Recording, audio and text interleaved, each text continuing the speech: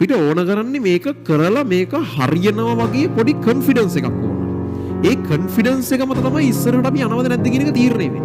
දැන් උඹලට තියෙන්නේ උඹලගේ ඔළුවේ තියෙන්නේ අපිට බෑ. මම බැරි එකෙක්. මට වැඩ බෑ. අරුන්ට නම් පුළුවන්. මට නම් බෑ හැබැයි. හරි. එහෙම එකක් තියෙන්නේ. ඒතර ඕගොල්ලන්ට අර මේ හරියනවා කියන එකේ රහක් එහෙම දැනිලා නැහැ. එහෙම ඒක දන්නවනම් මේ වැඩේ වැඩ කරනවා ඒකේ ප්‍රතිඵලයක් එනවා කියලා තේරෙනවා තව කරලා ඒක හදා ගන්නවා කියලා කියෝතින් ඒක මහා පිස්සුවක් ඈ. ඒ කියන්නේ අර විදිහට කාගෙන කරන්න පුළුවන් එතකොට. ඒක හැබැයි මෙලෝ වැඩක් කරලා නැතෙකුට එකපාර ගන්න බෑ. කිසිම වැඩක් කරලා නැති මට්ටමේකෙකුට එකපාර මේක හදා ගන්න අමාරුයි. ඒක උට මාසයක් දෙකක් ප්‍රතිඵල නැතුව වැඩ කරන්න වෙනවා. ගොඩක් කෙනෙක් ඒක කරන්න තරම් මානසික ශක්තියක් නැහැ. ඒක හෙලෙනවා.